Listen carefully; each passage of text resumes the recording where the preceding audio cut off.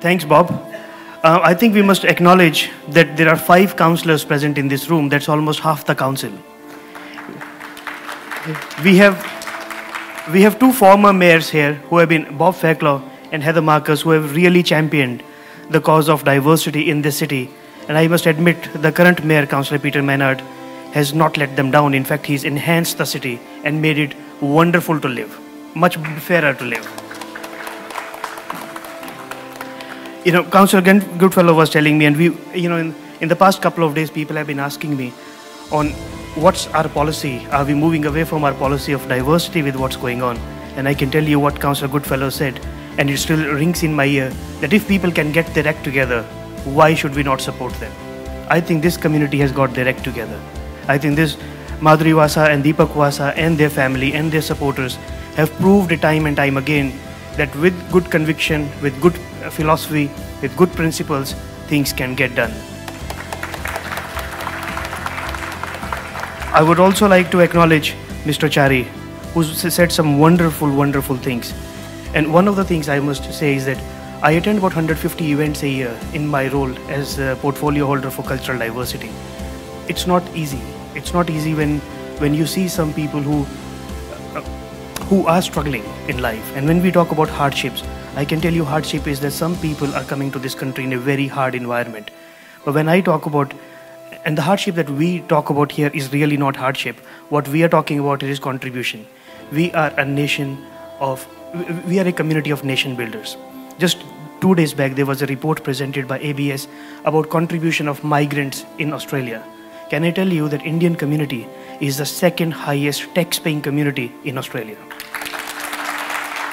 $5 billion a year, right?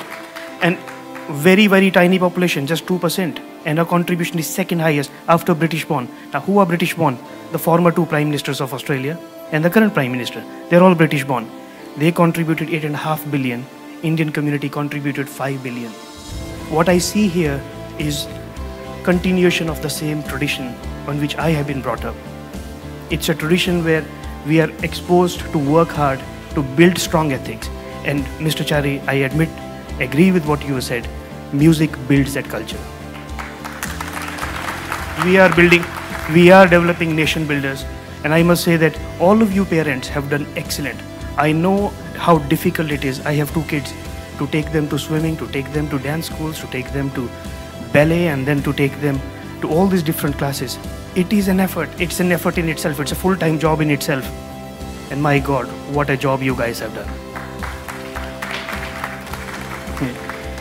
The last thing I would like to say is that I studied in Karnataka. I studied in Mangalore. So this music is very close to my heart. I know Carnatic, most people will not know, is the music of gods. It's played in all the temples in South India. And it just connects us in a different, it takes us in a different atmosphere once we get the rhythm right, once we understand the philosophy behind it. And can I tell you that we have made Wyndham more musical, a better and a more inclusive society. So once again, thank you for making Wyndham better and working with us to do that. Finally, I would like to say that, and taking out from what Councillor Fairclough have said, year on year I have seen the community progressing, this event moving up. Today we have a special guest, Mr. Giddings, CEO of Avalon Airport, right? These are the kind of partnerships that this community deserves, and the message that we are a community of nation builders have to be sent very strongly to them. Because hopefully one day I would love to see a direct flight between Wyndham and India. Thank you.